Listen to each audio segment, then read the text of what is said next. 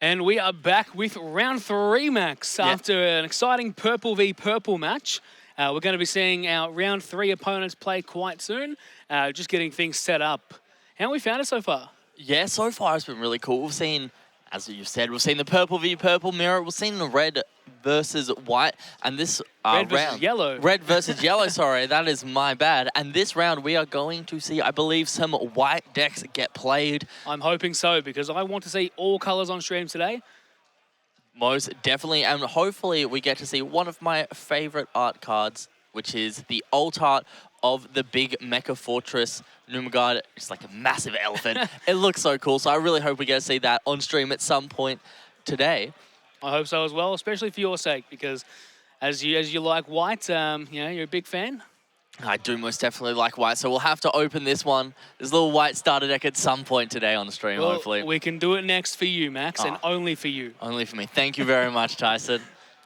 But at the moment, we are just getting some stuff set up on stream, so going to have to stick with us and look at our beautiful faces. Just got to look at my ugly mug for another 30 seconds, I reckon. But no, we're underway with round 3, just things getting set up for the stream table. There should be some extra time, I believe, for the stream table because we're getting things set up. But yeah, we've got everyone playing right now and going hard at it. Yep, so it looks like we're ready to go over to the stream table and we can start round 3. Beautiful. And yeah, here we go. We're on the stream table with, we have Luke Fletcher and Costa, which Luke Fletcher is actually the one on the right. Yeah, so we'll get that one fixed up for us shortly. But we will see an amazing game here. I believe Luke is quite a seasoned Flesh and Blood player, so it'll be very interesting to see how he takes his card game skills into Battle Spirits. I definitely Luke is a seasoned Flesh and Blood player, but in general, a card game player. He has shown and proven himself to be an incredible card game player across multiple card games. So I'm very excited to see what he has built for us and how he's going to play this match. Yeah, definitely. We do see a mulligan here from Costa, so he will only get 4 cards. And then I believe Luke is happy to keep his opening hand, so he will get the extra draw. Beautiful. And I believe I see some purple and white cards in Luke's hand. He may be going for a bit of a multicolor match here and going for some purple and white action. Yeah, that'll be really interesting to see because we haven't seen anyone at this stage to play a predominantly dual colored deck. Because it is important to note that one of the core mechanics of the game is the cost reduction. So if you have a card in play which is white, your other white cards will essentially cost 1 easier up to a certain point. However, we don't have any multicolor cost reduction. So when he plays a white card, it means his purple cards won't be easier to play and vice versa. So it'll be very interesting to see how it turns out. And looking at his hand, he has a beautiful alt art Absolute Ice Blast in Luke's hand. Looking nice. Now, I do know that Luke himself here has been playing and testing this game for a long time, essentially pretty much since it was announced, I believe. So Luke has had a lot of experience playing into different matchups, so I'm very curious to see how he would play into other games, especially into white, as opposed to some of our other competitors today. So I'm very interested to see how Luke goes. Yeah, and from Costa's side of the field here, we do just see 2 Rocket City. Luke just wants to give it a quick read. So with that level 2 effect, so when there is 2 calls on it, when your opponent draws outside of their draw step, they must discard a card. And from my understanding, if there is 2 of those out, that means he will have to go -1 cards in hand every single time he draws. And that is absolutely insane. And now we're seeing Luke play one of the bigger cards, I believe, here. He has that Nexus on field. I think that Nexus considers itself as a 3 core, does it? It considers itself as 3 core when you go to play, I believe it's an Armored Dragon or Mech Beast. I will check that one in a second. However, we do see, I believe that it is the Pega Cyclone or the Pega Clone that we see from Luke, which has a couple amazing first of all, it has armor red purple. So this is the first time we actually get to see armor here on stream. Armor is an effect where this spirit cannot be selected by the effects of your opponent's spirits, nexuses, or magic of the specified colors. So we will not, even though it is a white mirror, so it won't come too much into play this game, it can be very valuable in other games. It also has a great effect where when it's a level 2 or 3, during your opponent's attack step. If it has the Soul Core on it, it can block your opponent's spirits with 2 or fewer cores on them, even if exhausted. It's definitely a very strong card, and funnily enough, myself and Max played a couple of games not too long ago. Myself playing purple and him playing white, and I just couldn't get over that Pegasus. It was just doing so much, and it's an incredible card, especially for what it does. Yeah, and we do see the Camelot come down from Luke, which is one of the cards that did extremely well last round on stream. So it has Curse when it has that red sword core on it. But the card I want to talk about is Costa's big elephant that we see there, which is just gone. It just gets, I believe, bounced back to hand. But I'm still going to talk about it because it's in hand and he'll probably play it again next turn. So it has a when destroyed by opponent effect, draw 3 cards, and then place 3 cores from the void into your reserve. So it just gets a lot of value at the end of the day out of it. And it also has, when it's a level 2, so that's 4 cores on it, perform a refresh step after your attack step. This effect may only occur once per turn. So at the end of your attack step, you essentially get to restand all your blockers. But Luke has been very aggressive here and putting Costa down to Yeah, you see just Costa 2 go cores. down to 2 cores, essentially to 1 really, but being forced to activate that Absolute Ice Shield, Luke is in such an incredible position being at 5 life compared to his opponents too. We're going to see some crazy players coming in next, I believe. Yeah, definitely. We're talking about what kind of amazing pressure this Mecha Beast can come down with, but at the same time, Luke could just go too wide and just win the game next turn. Yeah, I mean, look, if he only has that 1 blocker up, his opponent isn't going to be able to do a lot, which by the looks of it, he's only going to have 1 blocker. Luke could just play 2 or 3 more cards and just swing, and win game 1. Yeah, most definitely. We will see how it turns out here. Costa has his big Mecha Beast, and it looks like he's just passing over to Luke. Luke doesn't have anywhere near the amount of cores as Costa has, but he is able to apply a lot of pressure just with the number of spirits on field. 100%. And just going into it, as I said before, he's got 1 blocker up. This is going to be a really, really rough turn for Costa. This could potentially be game, and with this 3rd spirit being played, I think it might be. Yeah, we'll see what cards Costa has in hand. But essentially, just looking at the board state at the moment, Costa has one of 2 options. Have something in hand. If he doesn't have something in hand, he can only stop 2 of the 3 attacks. And no, 1 of the 3 attacks. And that means 2 will go through. He does have that Starblast draw, but it's not going to do really any good at this stage.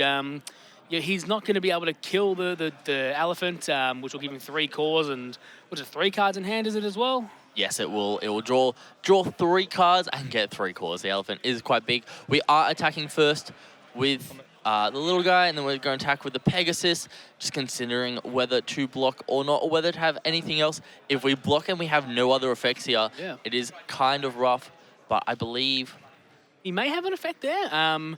It might be the one that kills a card in purple, potentially, but we're just going to have to wait and see. Yeah. Costa may very well just lose this game outright here. Looks like we are going for the block. Blocking, yep. Very good play here by Costa. And then we're just attacking with the Camelot. And looks like we have something in hand that is... that removes cores, I believe, right? That could very well be. It costs 4, and he's able to... What's happened here? Is he stopping the attack? Oh, sorry. I know what card that is. Yeah, it's the one that he pays it, discards a card, and as many cards he discards, removes cores from his opponent's spirit, right? Yeah, so that is core theft that we just saw come down there. So he would have had to discard a decent amount of cards to even get that effect off. So you select one of your opponent's spirits, then discard any number of cards and place 1 core from that spirit into their trash for each card discarded. He only had to discard 1 because the attacking spirit had 1 core on it. So really, it didn't matter too much. But he was saying he has one core in life, and Luke's at such a high life total. I just can't, again, we've seen people bring back games, from desperate positions, but I can't seem to see how this game's going to go much longer. It's definitely an interesting one. However, White does have that card that I was able to pull on you on Thursday, Tyson. It does have Suppression. Now, Suppression is a main flash effect. You get to select 1 spirit. It gains 3,000 BP for the turn. And then if you spent a Soul Core as part of the cost, that spirit can block while exhausted. So essentially, he could set up this elephant to be able to block an entire turn's worth of effects. And each time he blocked, the Rocket City just gets more and more value. Yeah, well, it doesn't look like he has that. He did use a Star Blast draw to draw 2, but he doesn't have enough cores to really do anything else. And Luke's adding the card back to hand, I believe, from that white card's effect. And just going to 4 life. Potentially, again, this could be game here with what he has in hand. If he can summon 2 spirits, I could see this game ending very, very fast. Yes, definitely could be a very quick game depending on what Luke has in hand. I can't see what that card is myself there, Matt. Could you make that one out? The one that was just played, that is the Divine Moonsky Beast Fanatec Elk. It's a big name. Very big name. It has a, when the spirit blocks effects, so during this turn, the spirit cannot be destroyed by your opponent's destruction effects or as a result of battle, and it cannot have its cores removed by your opponent's effect. So very big when the spirit block effect, but also has an end of turn effect, which could be the end of Costa. End of opponent's turn. If you do not lose life this turn, place 1 core from your opponent's life into their trash. And with the ruling on Star Blast Draw, he can actually Star Blast Draw here. Not Star Blast Draw, sorry, Absolute Ice Shield. He can do that, take the life, get the life back, because he technically hasn't lost a life, and then burn his last life. Most definitely. It'll be interesting to see how it goes. I don't know whether he has enough cards in, enough cores to pay for the Absolute Ice Shield, though, because this Divine Moonsky still needs at least 3 cores on it to be a level 2 to get the effect off. I see. But he is essentially setting up that checkmate position where it's like, you have to deal with this, or I win. Yeah, so you've got to attack me at least once, and then I'm free to do whatever I want next turn. You're going to have to attack at least twice, because this Moonsky can block and not die, and then you have to attack a second time, but then you also have to be able to play a blocker. True, yes. So we do need to see a lot here from Costa for this round 1 not to be over. And with only 5 cores left to really play with, obviously he can put some of his Nexuses out. It's a bit rough. And there's that Pegasus we were talking about before. Very crazy card. I like it and don't like it at the same time. Yeah, it's one of those cards which is quite rough, but if you're able to just stack some cores on it, on all your creatures, it can't do too much, because it can only block when your opponent's cards do not have 2 or more cores on them, which means it essentially just stops those go wide strategies, which is what I really like about it. And what is it? The cities, the Nexuses that his opponent has, when it blocks, it gains 1k power, right? That is correct. They do gain 1k power, so if it blocks multiple times, it's just going to keep stacking. It looks like we are going to see a suppression come down, and that is the card I'm talking about. So this is where Luke is able to keep blocking with Divine Moonsky for the rest of the turn. Yeah, and I think that's his game. I don't think there's any way that he can get out of this. I would agree, and it looks like we are... Oh no, that was destroyed by the BP. By the BP, comparing it with the blocks. And we will see what Costa decides to do here. He doesn't have too many options. He's already in the attack step, so he can't go back to the main phase. Yeah, it's a rough one. I think Costa either attacks here, he passes turn, and that's it. Luke blocks, doesn't die, Costa passes turn, and Luke wins the game. There's nothing else that Costa can do. He's going to draw the 3 cards. He's going to pass, and then... And that is game. That's game 1. Luke's taken out game 1 with his... I forget the name, it's too long. It is the Divine Moonsky Beast Fanatec Elk. Beautifully. Wins the game with the Elk and takes game 1. Come on, Tyson, you got to say the full name. I think I'd rather not. But we do see the end of game 1 happen there, and the players are going to go for sideboarding. Definitely an incredible game 1 from both players. Seeing white and purple, do what it's done. I actually wasn't sure that the colour could even do that. I'm very impressed, and definitely more keen to see more of what white can do. Yeah, most definitely. And I think Luke played that dual colour to perfection. Yeah, Yep. I couldn't see anything that was a misplay at all. And as we said earlier, Luke is well versed across multiple different TCGs, and he's proven that he is a brilliant player when it comes to things like card games. Yeah, definitely. And the two cards that stood out to me in Luke's deck is I believe he played one of the Beldegor, the Dark World 7, which is essentially a card which can keep recurring itself when your 4 and 5 cost die, which White has a couple of, to get more blockers and get more advantage. Yeah. And then the other purple card it was running was the 1 cost Camelot Knight, which is able to give itself Curse, so it can attack and either guarantee damage or remove a blocker. So it's an attack that will always at least threaten something. Yeah, I mean, look, it's basically a Cyberman in Dragon Ball. You know what? It is a Cyberman. That's But exactly it. only to Yamchas. All right, we're just finishing our sideboarding here, and we'll get into game two. See how this one pans out. I believe Luke went first last game, so he potentially goes second this one, and I want to see how he plays into going second. Yeah, it'll definitely be interesting to see here as the players are finishing up their sideboarding. And we did get to see my favorite elephant come into play, but it didn't do too much in this matchup. So we'll see whether that trend sticks or whether it will be a bit more of that grindy matchup, which I at least expected from this white mirror. 100%. And considering they finished game one within, 12, 13 minutes, that's way faster than the red and yellow match we saw, which I think is an accomplishment in itself. Yeah, definitely. Both these players playing quickly. They know when they're beat and kind of just owning it. So definitely good to see here. And we do have another 45 minutes left in the round. Yeah, well, definitely after this one, very keen to see how this next game goes, and potentially might be looking at getting a player interview for the winner here. What do you think, Max? I think if we do definitely have time, which we should do because we do have a lunch break, it will be great to have a player interview at the end of this round. 100%. I definitely would love to see these players' thoughts going into this one, and why they've played what they played. Definitely. All right, we've just got a little bit more time here while they're shuffling up, going into game 2 of round 3. So, Max, outside of this game itself, how have you found playing Battle Spirit Saga?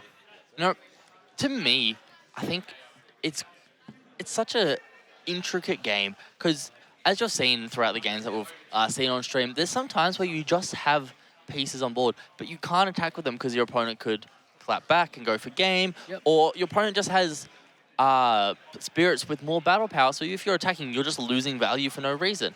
And it's really intricate, and to me, it's a very skill-based game, so I really like to see that. I'm definitely interested in playing more of this game outside of what we're doing today. I wasn't, to be honest, I wasn't too interested in it when I first heard it, but I played a couple of games, and it's really intrigued me as to what you can and can't do in this game. I think it's the mechanics are incredible, and coming off of Bandai's well-published Battle Spirits game in Japan, they've definitely got a lot to work with, and they've definitely polished this one up, great. Yeah, definitely. And a big props to how nice that double mat is that we have on screen. I wouldn't be looking at me if one possibly goes missing today. I don't know, Max. Oh, no. I wouldn't. But we will see Luke go first here, and he is just going to play the Nexus straight up. Beautiful. That's pretty much identical to turn 1 last game as well. And we did see that Nexus can put in a bit of work, especially if Luke plays an 8 cost or a higher card. Yeah, most definitely. Let me get that up here on my iPad, because I know it reduces the cost of one of the big guys, but not the other. So when you summon a machine beast with a cost of 6 or higher. And what's that called, that card there? Might be able to get that up on screen. The Nexus there is the Fortress Metropolitus Newman City. Big name for a Nexus. Big name for a Nexus. And that is able to reduce the cost of the Machine Beasts, which is the 8-cost elephant that we saw earlier in the game, which is the Mecha Fortress Numagard. And I'm really hoping someone plays the old type Mecha Fortress Numagard because it looks brilliant. It does look extremely brilliant. And Luke here has started to develop his board as well as Costa. Costa has the Pegasus down, and Luke has a card which I can't make out at the moment, unfortunately, but it does look like it is a White Spirit. We will see the Burning Force come down from Costa, and he is just going to remove that Nexus. from play. We may very well see a different game being played here now. Now, after Luca's gone just from completely outright winning that game, Costa may have figured out what to actually do in this game and could potentially clap back. Yeah, it'll definitely be very interesting. At the moment, it does look like a bit more of a stalemate. No player going for the attacks. We will see that Immortal card come down that we've seen come down for the last couple of rounds, which does get a lot of value. Such a good card. Looks like Luke is just spreading cores around, and he's deciding, you know what, I'm going to be the one to first start attacking. And he will take Costa down by 1 core, so he's down to 4 life, but has that extra resource. I think Luke deciding if he wants to swing here, it's a bit of a rough decision, but he ends up going for it, trying to take him down to 3, which Costa does go down to. Yep, so that looks like it is the Hollow Beast Glass Bear. I was a bit taken away by the blue cores on it. I was trying to look for a card which was blue. But when the spirit blocks, place a core from the void onto the spirit if there's a soul core on it. So it is definitely a super good card to have, especially to start blocking with. Just means that you can block with it and boost it up to a higher attack power than your opponent's bet card, and that one doesn't die and your opponent's dies, which is interesting. Yeah, and it also means you're essentially ramping a core, which is another really cool mechanic that we see. So it brings it from the void? Yeah, it brings it from the void. I didn't hear that. I thought it was from the reserve. That's even better. We will see Costa play out his turn. Setting a Nexus burst card. I didn't quite see the burst card. Do you know if that was the ice shield? I was not able to see it, but we do see this big 6-cost Nexus come down, which I believe I see one in Luke's hand as well. It simply says when one of your opponent's spirits become exhausted, you get a draw card, which is a lot of value at the end of the day. Now, we are seeing that Costa has 1 blocker up, but he has no cores available. Luke's done the exact same thing. Now, Luke could have tried to swing into a couple of cards, but he's just decided, you know what, I'm just going to play a Nexus and we're going to go, 1 for 1 here. Yeah, while Costa doesn't have any cores in his reserve, he can still use the cores on his spirits to pay for effects. He does only have 3 on it though, so he may not, if it is an ice shield and he goes to attack, he may not be able to actually activate it until it's his second last life. That is true, but Luke is just playing it relatively conservative and just passing it back over to Costa. It's definitely Luke's sort of playstyle. Anything is Luke's playstyle, to be quite honest. He can go from playing really aggressively to really passively, and we've seen that in this second game here.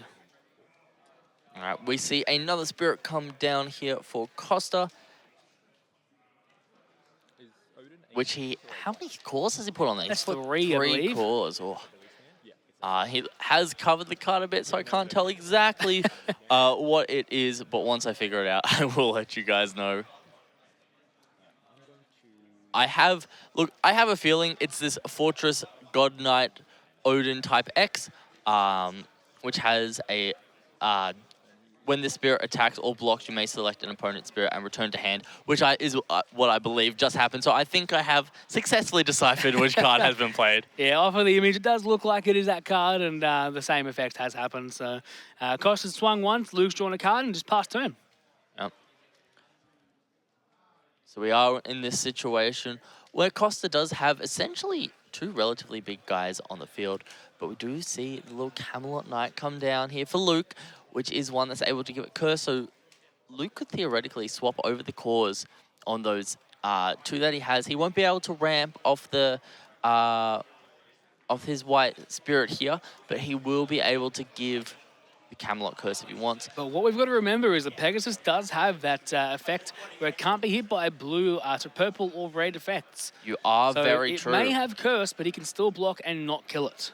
That is very true. And Luke comes down here with one of the cards that I guess you just see in most decks at the moment, which is the 4-cost that draws. The dark, yeah, it's the Dark Lancer Cavalier, which just when someone draws a card, it gets you a body on the board, which is either a blocker or an attacker. It's up to you, and you just get slow advantage. And we see Luke play another Nexus, going to be able to draw him 2 cards every time his opponent swings now, or blocks, which is quite oppressive.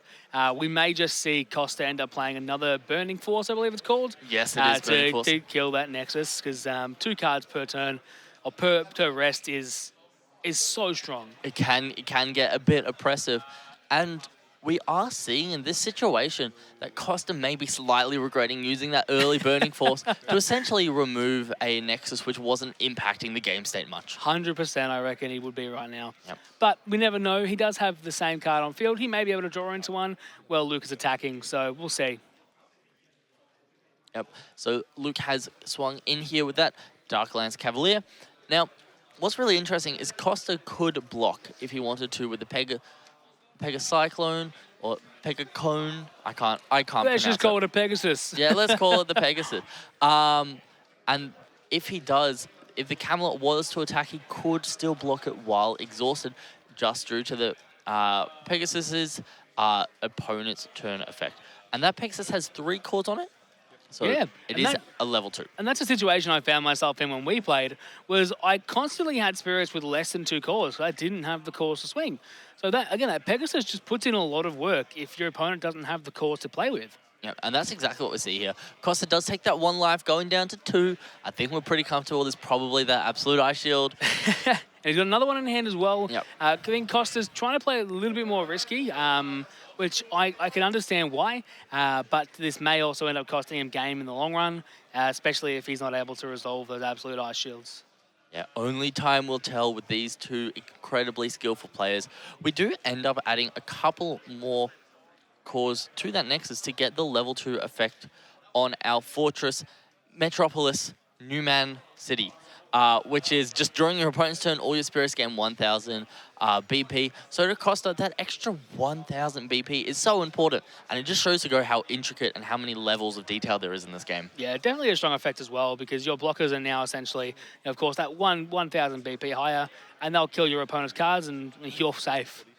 Yeah, and at the moment, I believe Costa gets to choose one of Luke's cards and bounce it back to his hand with his spirit that is attacking. Definitely wouldn't want to be adding back that Knight. Doesn't want Luke to draw another card. It does have to cost her a lesser. Even if he wanted to, he could not I add. see. He could not add that Knight, that Cavalier back to hand. I think they're just talking over this with each other, and it looks like we are returning that back to hand. And Luke gets to draw 2 cards, Which is huge. so much value. So much value given off these purple Nexuses here. I believe Luke has 7 cards in hand now. Costa's got about 5. So Luke is up that +2. Yeah, and will just continue to go up as well. Yeah, it's an interesting position here because Costa is able to essentially block with his Pegasus and then just keep blocking with it while it's in rest if Luke doesn't commit all these cores. And to be honest, you really don't want to commit too many cores to the Camelot. Definitely not. It's definitely not a worthwhile endeavor, because he'll just block it and it dies. So Yeah. what are you gonna do? Indeed. And we will see another Camelot come down. One's also foil. That looks much nicer in foil. It sure does. Another great thing about this game is I believe all the cards can come in at least reverse foil or foil. I'm not sure what they're called in Battle Spirit Saga, but they do look incredibly nice. And Luke just comes back with this other white spirit that he's been playing. He leaves the core on it, so this is the Hollow Beast Glass Bear, which when it blocks, Luke gets to essentially ramp a core. And Luke's going nearly as wide as you can. Yeah, he's just going incredibly wide. He's going to get a card bounced back to hand. I think he's sort of aware of what's going to happen in the next couple of turns, but he doesn't need to worry because he can block, or he's just in such a comfortable position. Yeah, Luke's definitely keeping his hand pretty big here, and is also keeping his board wide. There's no point attacking, as all of Luke's spirits only have a core on them, so even if he does attack within the Pegasus can block all the attacks and kill everything that Luke attacks with. It's just not worth it. He could have potentially attacked once, tried to get him to block or bait out that Absolute Ice Shield, but again, is it worth it? I don't think so. Yeah, I think blocking here, like getting that 1 attack through is somewhat worth it, as you would see a block most likely come down, which means you're gonna see you get to draw 2 cards off your Nexuses there. We do see Costa play one of his big boys. It's a 7 cost. It is the alt art of the dual gun Mech Lord Diner.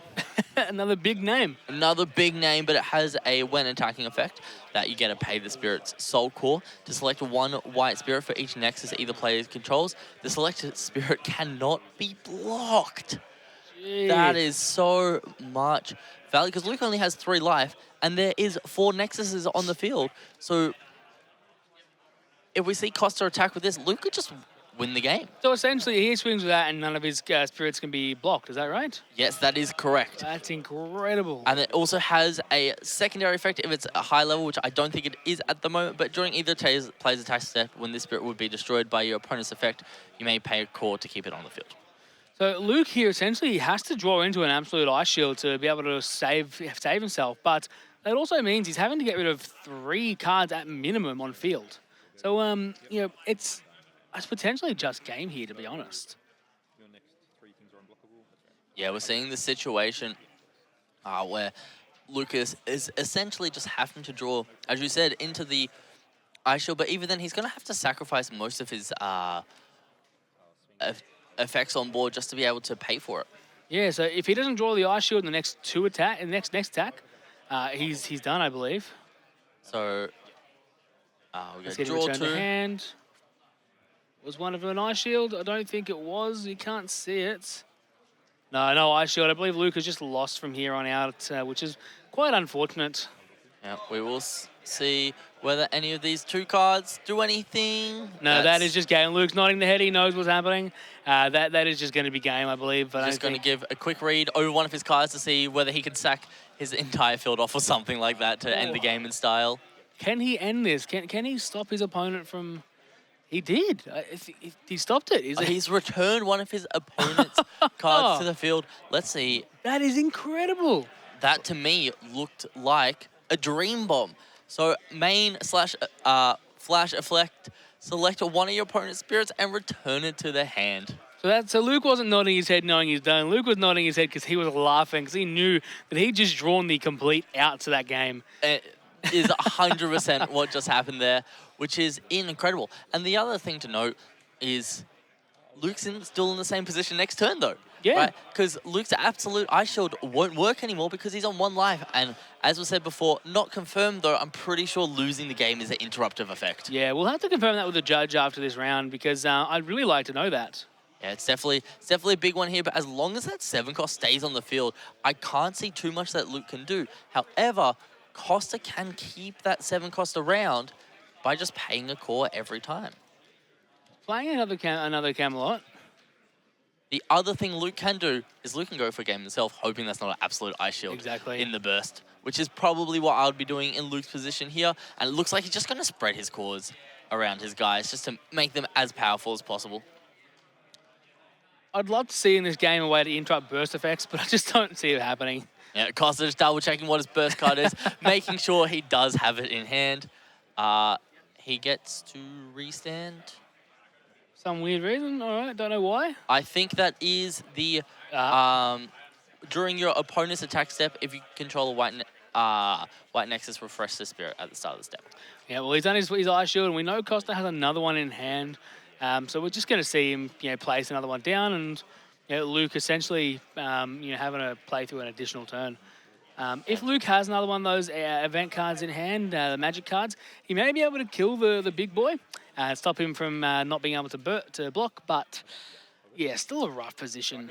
It is definitely an extremely rough spot to be in. Costa's going to put his red sub-core back onto that 7 cost to essentially secure the game here. And Luke has to have, essentially, I think he has to have both Absolute Ice Shield as well as that Magic Bomb that he had last time to survive this turn. I think just the Magic Bomb is okay, but I don't think he does. He will have 2 draws, though, so that should be right.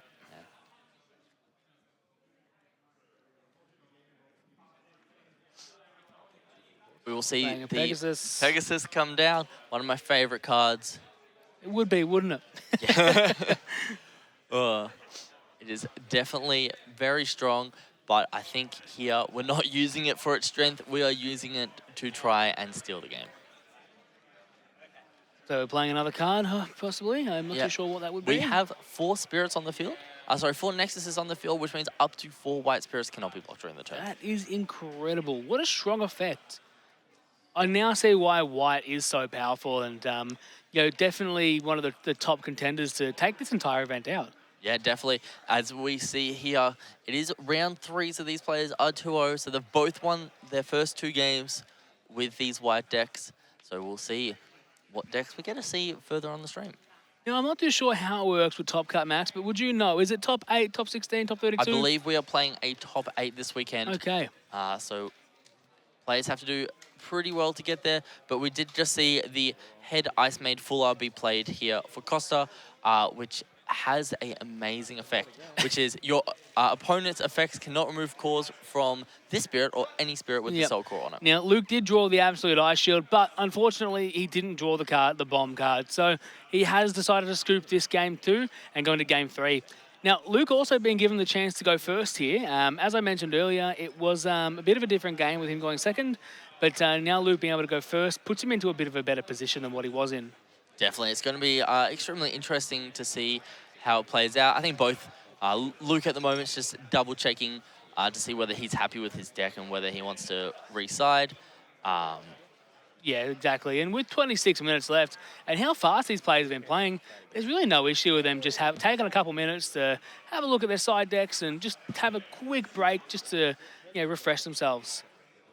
Obviously, the judge just confirming everything here. I believe there's an issue with the sleeve possibly. Got to make sure in card game events that your sleeves are okay because that can be a bit of an issue. Yes, definitely. Don't want any problems. That's why when I go to a card game event, I always bring an extra packet of sleeves because I am not going to get caught out with a marked card sleeve. Yeah, definitely. It is always a good idea to bring spare sleeves to the event, and if not, hopefully the TO has organized for there to be a supplier selling some sleeves at the events, and we do just see these players have been given a little cup of water, as it is quite a long day. It definitely is, Max. So just pile shuffling here and looking like the 6 pile shuffle. Personally, I'm a fan of the 7 because I find that it's the perfect number for a 50-card deck to be able to shuffle and get everything maximized and randomized properly. Yeah, one of my favorite ones when I was starting is I'll do the 6, and then I'll pick up one of them, and I'll go into the 5, and then I'll pick up one of them, and I'll go into the 4, and then I'll pick up one of them, and I'll go into the 3. It was essentially a big waste of time, but it was fun to do. I'm a big fan of pile shuffling after every single game because it just does mean that your deck will be sufficiently randomized and you're not hurting yourself by not randomizing your own deck and having to draw the same cards over and over again. Yeah, definitely. It's definitely worth after doing that pile shuffle just to give a quick little mash to your deck as we see Costa doing here. So it's just about underway into the third game. Luke just finishing shuffling his deck. Costa's just ready to go. We'll see them go for it in a second. I cannot stand when people riffle shuffle their decks like that. It hurts my soul. But Luke is known for it. He loves it, and he knows it hurts my soul. Yeah, definitely. He goes for the backwards riffle most of the time. You see the forwards riffle, but Luke goes for the backwards riffle. And I saw you do that today as well, Max, and it hurt me. It definitely hurt me. I aim to please, Tyson. Me being a max rarity player, Max, I think you know just how much it would hurt me. As a max rarity player myself, I have to riffle those cards. Well, at least I know that I can buy them off you for cheap. Exactly. So players are just talking over the start of the game here. It looks like they have both accepted their opening hands, and they are taking that extra card. Beautiful. We've definitely got a couple of other games that have finished, so we're starting to get into that sort of area where people are going to finish their games. We've got a lunch break as well after this one, and I believe we'll get back at 4:15 the next pairings. I believe that is correct, Tyson.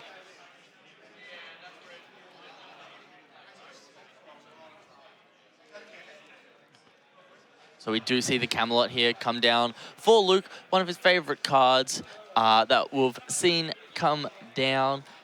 Played it almost every game at least twice, and there's a second one.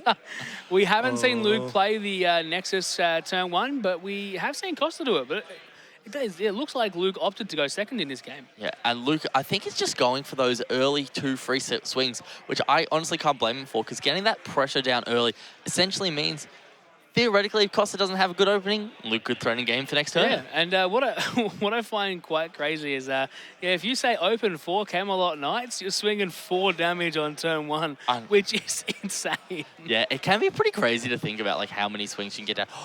Is that the 7 cost turn 2? That is insane. So this is the card that essentially got costed the game. It is the 7 cost. Yes, that is the risk of giving them cause early, which is what you're going to see if you try to go into too hard into your opponents. And obviously we've seen Costa be able to maximize that. Yeah, it's definitely such a valuable card. And now I actually think it is the other 7 cost. So this would be the starter deck 7 cost, which is the one that Luke won game 1 with. So it is the one that trashes a life at end of turn if you have not taken any damage.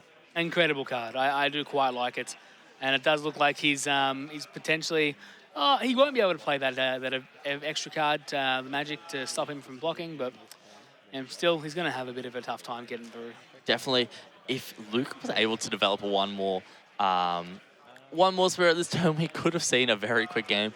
But Luke very easily could put him down to 1 here, which means you just can't absolute Ice Shield at all anymore. But we will just see the pass. Yeah, Luke also potentially could have had 1 more Camelot Knight. Who knows? Definitely.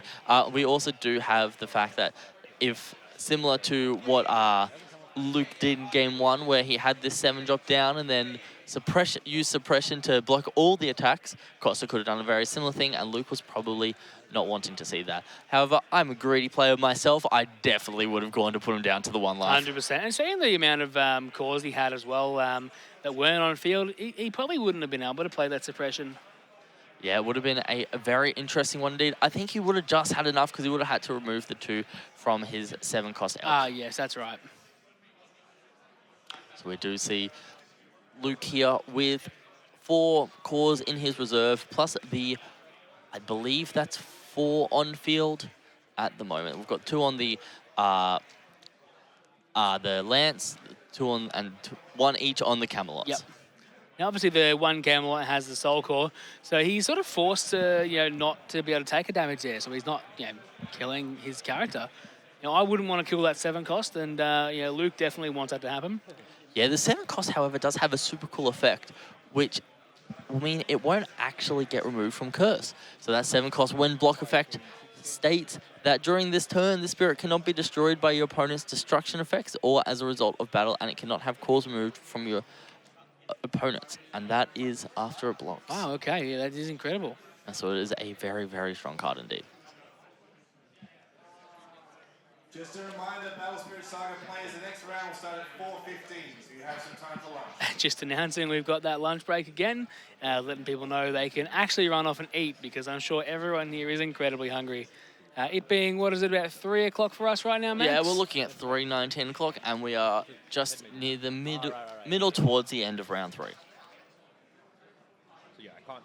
And towards the end, we're going to have those prizes. The top 64 gets 250 USD. Is that right, Max? Yeah, I've got the lovely prizing list up here. So as a participation, you do get the core case we showed off earlier, as well as the life counter. You also get an event pack, which has some nice shinier versions of some of the cards throughout the sets. Top 128 gets some more event packs.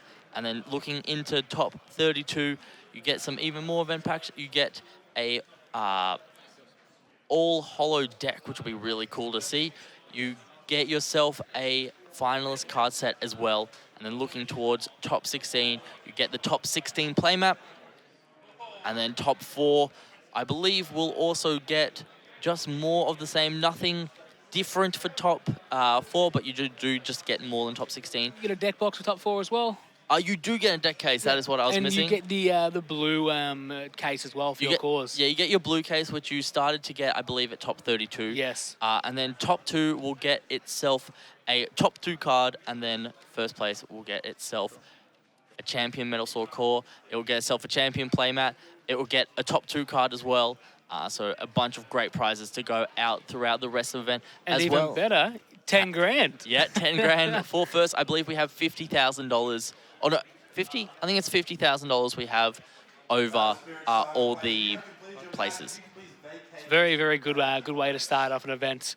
Now, we're going back into the game. We've seen Luke. He's got 2 of the Lancers on field, 2 Camelot Knights.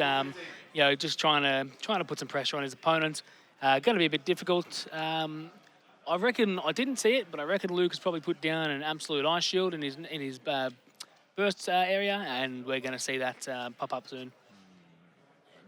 Definitely. We do, however, see Luke kind of feeling a bit checkmated by that 7 cost that Costa was able to get down so early on.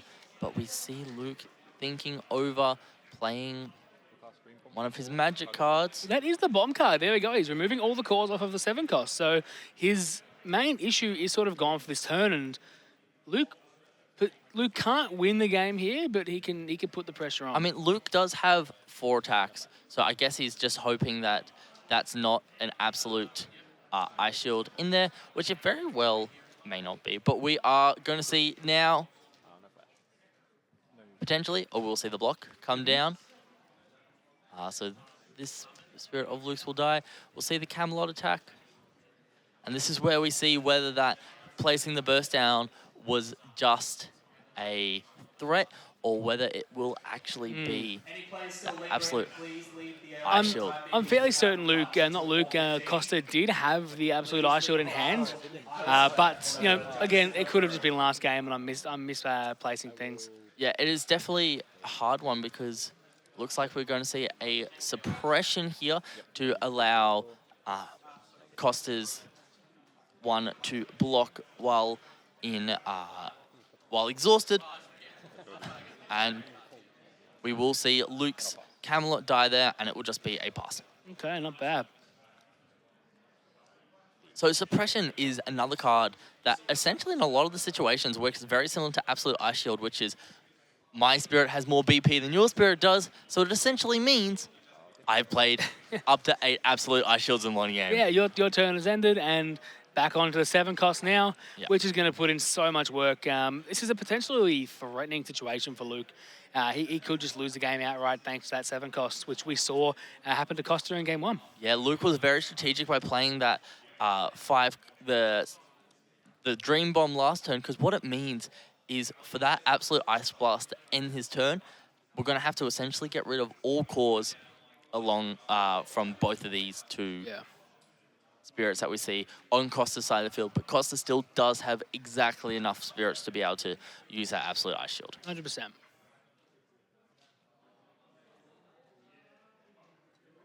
Just seeing Luke sort of mull over his plays here. There's 10 minutes left in the round. 10 minutes left in the round. Luke just thinking about how many cores he has and what the correct line of play is. It definitely is a complicated decision. Thinking about life, Max. Thinking about life.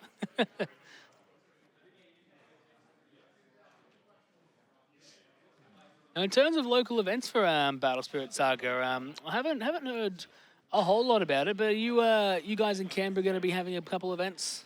Yeah, we're definitely going to have a couple of events. We love supporting all the Bandai games, and this one is definitely no different. And we see such a cool line of play here from Luke, which is just dream balancing, just to get rid of one of Costa's cards, and to be able to then play the big 8-cost elephant, which unfortunately is not the ult art, but however, it is a extremely powerful card. So this is the one that when it is destroyed, you get to draw 3 cards and get 3 cores from the void. Which is a huge card. It does so much. Yeah, it's so much value. Additionally, it has a secondary effect that if you have 4 cores on it, which I believe there's 4 cores on it, at the end of your turn, you get another refresh step. So we're going to see the big attack, and then we'll just see the block. And then this essentially just means Luke's Camelot can attack for free and burn that Absolute Ice Shield. But he's having a think about it. We're going to go for it. Just going to try and get things done here. Yep. Doing it. Ice Shield. Going back. And not paying for... Okay, we're paying for it. Turns over. Refresh step is performed by Luke. And Luke takes the damage, yep. Luke takes the damage from the 7 cost. And now Luke does have, I believe, the absolute ice shield on his field as well. He can just choose to block with his Mammoth. He can take 3 off of it and 1 core from his reserve, and stop the game, and then potentially play a couple of cards next turn to just swing for game. Yeah, we're definitely in an interesting spot where He plays his own Mammoth. man, this is just a Mecha Beast Fortress Whoa. Numagard. This has been a really incredible game 3. Those just 2 extra cards being played on field. The Mammoth and I forget the other card's name, but being able to bounce another card to hand forces Luke to block with a Mammoth, and it's going to force a lot of his hand. Yeah, that's the Fortress God Knight Onan Type X. Another one of these long names that we're loving to pronounce all throughout this stream coverage today. But we do pretty much have Costa just setting up a timer that Luke has to win or has to remove that 7-drop. And it's virtually impossible to remove that 7-drop in white besides bouncing it to hand, in which case Costa just goes, cool, let's try this again next turn.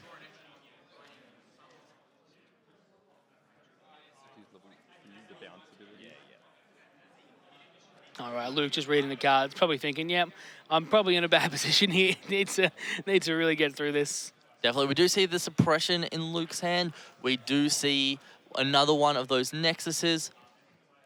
Can't see what those other cards are. I think that is the big 8-cost purple card that we saw take the previous game on stream. However, don't know how it will affect the game at the moment.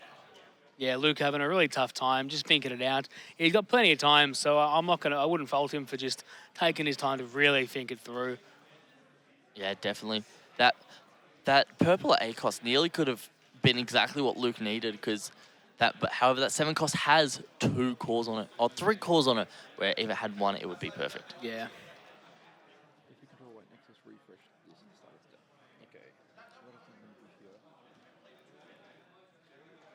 Still see a couple of games going on outside of the stream, though. Looks like most people are done and heading off to lunch because they are hungry, hungry people.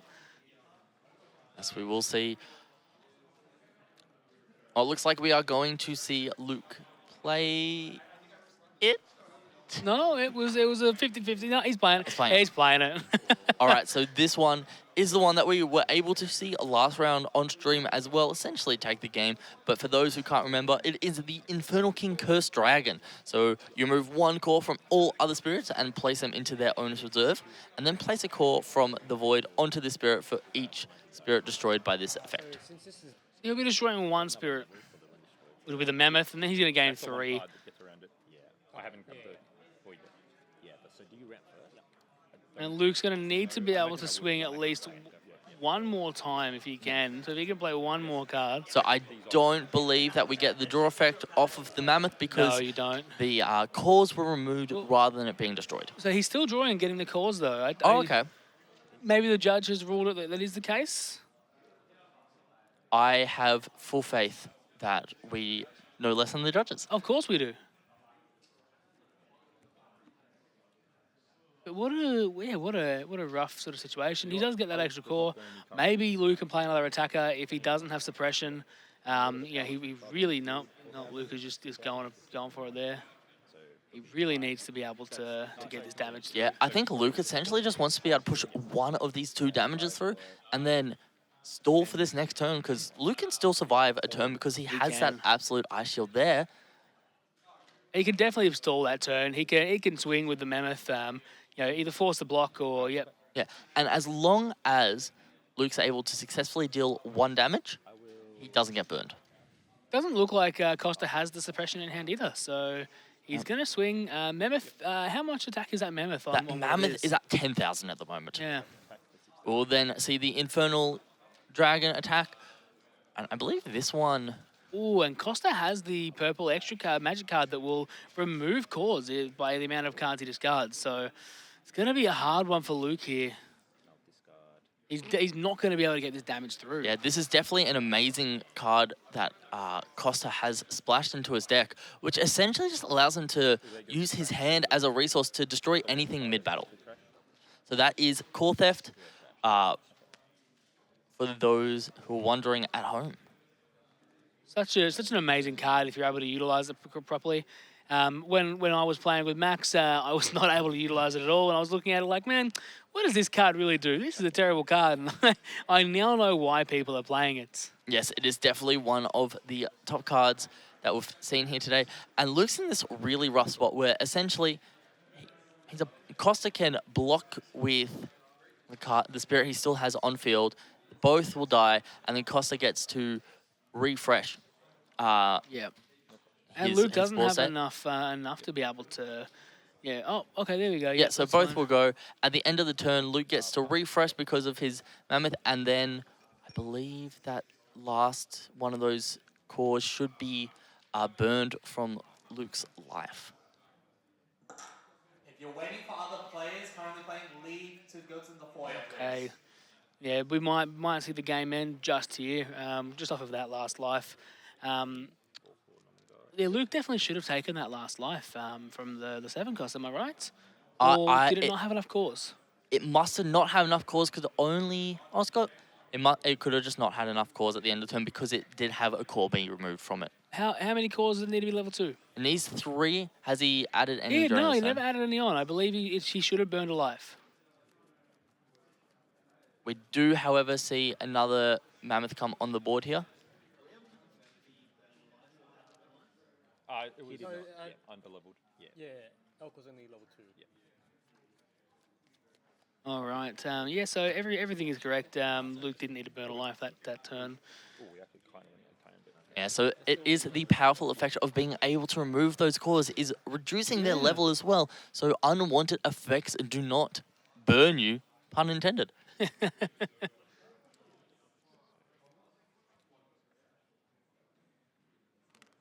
All right, Costa just trying to sort of, I think, go in for it. Yeah, I think Costa's trying to essentially not make the same mistake he made on the previous turn. Yep. And Passing. yeah, and keep enough cores on it that Luke cannot remove all these cores. If Luke can somehow play 3-4 cards, he might be able to win. But yeah, I think Costa still has another one of those cards in hand that burns cores from the card. So yeah, he may be able to just win from that too. Yeah, definitely interesting. We are just going to see the big 6 cost come down. The other thing to note is that Luke still has that absolute ice shield. However, if Costa's able to burn a life here, Luke won't be able to use that absolute ice shield. If I pass, and your Elk is currently. We went from having such a fast game 1 and 2 to this game 3 being so long and just grindy. They just have to. They've had to really slow it down and work through what's happening. Indeed, and the player's just talking over that second effect there on the Netherworld depths. If I swing and reactivate, you just. Battle Spirit Saga players, that is time in the round. You have 5 additional minutes. So what I will. All right, we may have 5 minutes for the other players, but yeah, we do have an extra time for Luke and Costa here, as they did take a little bit of extra time setting up in their game. That's the beauty of being on stream. Yep, you do get that. You get to make sure that you get the full time while you're playing these games. And we will be burning that life. Should work. I've never had. And we're trying to use the burst effect here. All I don't believe you can do that, but yeah, we'll get the judge clarification. right, so absolute ice shield. The burst says play when you lose life, and he has lost a Okay, life. wow. So he is able to use it at this point, which is a very heads up play from Luke. Yeah. Something that neither of us really expected to come in here, where you're able to get that life back essentially. And so if Luke has another one in hand, which I don't know if he does, he don't will think be he able does. to stall out another turn. But what Luke No. will be able to do is if Costa swings in the incorrect order, Luke would be able to block with his mammoth, Let it die, draw let it 3, die, draw 3 cards. and 1 for the castle as well. Yep. However, it is a level 4 at the moment, so Luke can't take off any cores. Yeah. I'll play Elk again. Another one of the 7 cost comes down the Elk. This is very rough. Luke is just looking down the barrel of a massive swing here. Yeah, these 7 cost elks are probably one of the best cards in Wild. I definitely really like the mammoth, but when you're playing a mirror, the mammoth doesn't really do much. It kind of just sits there. Yeah. And these elks are able to just go, cool, I'm going to make sure that because Costa can just pass turn. Yeah. And then if they're both still level 2, Luke has to deal damage, which it looks like that's kind of just what Costa's thinking here. Yeah, that's just the way to go about it, honestly. It's just, Yep. I think he's just passing turn. I know. Oh, he's no, going, no, he's swinging. He's going to go for the swing, so Luke will draw a card now off the Netherworld Depths. Okay, see how we go. So it's 7. He potentially just has to block here and pray that he opens the absolute ice shield off of the next one. Very much so. But the unfortunate situation is the card that is currently attacking does not have enough power to destroy the Mammoth, Yeah, even so if Luke does block. Luke's got a bit of a rough situation here. He could potentially take it and then block the next one, but it's just not going to matter. So he'll draw a card and looks like he's blocking. Yeah, so Yeah, Luke Luke's- just knows what's happening. yeah, Luke should be able to draw a card here. Yeah, so Luke's going to do the draw for the exhaust. Don't think that was an absolute ice shield. That looks like the red card. And we're going to draw 3 cards. Costa's going to get 4. And this next swing will just take it, I believe, unless Luke has drawn a suppression, which Or maybe is that a that suppression in that hand? most definitely is a suppression. So during the first flash step, Oh, and he just drew an absolute ice shield as well. I think in this first flash step here, he can suppress and then declare to block. I think they're just confirming this at the moment. It's probably what they're talking about on the table, but it is a very close game. What an incredible draw! If that's able to work, that is incredible. Especially the absolute ice shield. Yeah, that's a good. So I've drawn your swing with the elk. Yeah. So it looks like Luke will go for that suppression here, So target. allowing that it's 12 behemoth or to block. 10. The behemoth is 10,000 power, is it? It is 10,000 power. Okay. So And we can this both other pass one, until we both pass. I- We cannot respond to the you cannot respond to suppression. This is resolved. see how much power. You can now Because in the second step, if it kills in the second step, he can absolute ice shield, and he'll just draw 3 and gain 3 cores. Definitely, but I don't believe that this Divine Mookie is anywhere near strong enough because suppression does also give an extra 3,000. Oh, it does. So okay. this behemoth is on a 13,000 power swing at the moment. It truly is a behemoth. It lives up to its name. Unfortunately, we haven't seen the alt art. One day we will. One day indeed. Okay, looks like he's going to remove markers from it. He's probably just going to discard 4 cards to remove all the markers. To remove all markers to remove it. So, but Luke also can just choose to do the absolute ice wall as well, right? I think it just depends on if he's able, if those cards go to his reserve or go to his trash. So it's interesting. It depends what flash window we're in because if we haven't hit the block window, I don't think Luke's actually declared in the block with the behemoth yet. I can't respond to that. So these go to the trash. And that's just game. Yeah. Oh, I shoot for 3. Oh, yeah, he can do it. Okay. Okay, so it looks like we're already in the next one. Okay. Once again, because it was the cores that were removed, we will not get the when destroyed effect. Now we are in time. We've got 4 minutes 13 left into the actual game itself, but I don't think we're going to worry about the opponents going past time. It's either Luke wins it now or is just it's over. Yeah, Luke has, it looks like 2 attacks on the field at the moment, and he has to deal 2 damage. So it is definitely going to be very close. He has to deal at least 1 damage to not lose, and then if he can keep 1 open, he can absolute ice shield from hand, and so he will be able to survive.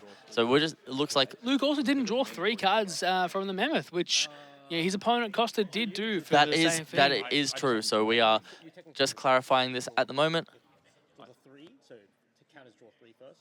So just draw 3. Draw 2. Yep, Luke's drawing 3. Okay, so we might actually be able to close this game out with those 3 cards drawn and 3 cores put into play. And just draw for turn, basically. Yeah. That's a very good pickup from Luke and the judge. Warning for a caution. Yes, because there was And a trigger that would... potentially, he's picked up a couple of swings. Yeah, and that is essentially all Luke's looking for because Luke has so many, and I do mean so many cores. Yeah. He could very well close this off because all Luke needs. He's going to give that one. Yep. Yep.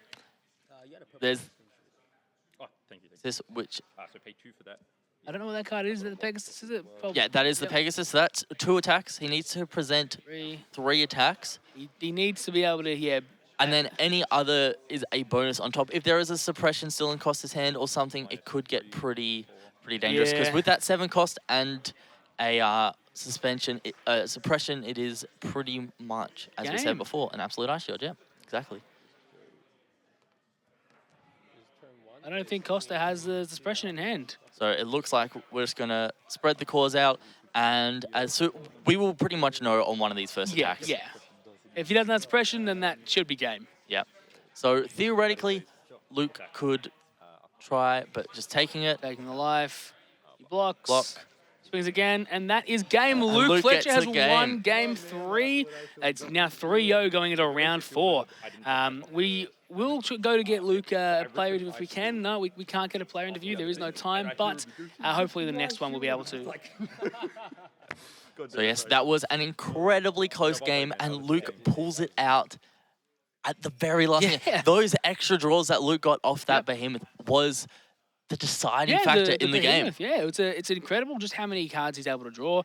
He was always drawing cards off of the Nexus as well, so every single swing he'd draw one. And just that is what won in the game, that Nexus. Yeah. And it was a neck-and-neck battle. At each turn we thought, yep, they've lost it. Yeah, Luke's lost it. No, okay, Costa's lost it. No, okay, Luke's lost it now. It was a neck-and-neck game. It was definitely a super neck-and-neck game, and we thought that Costa was in control of that game for such a long time.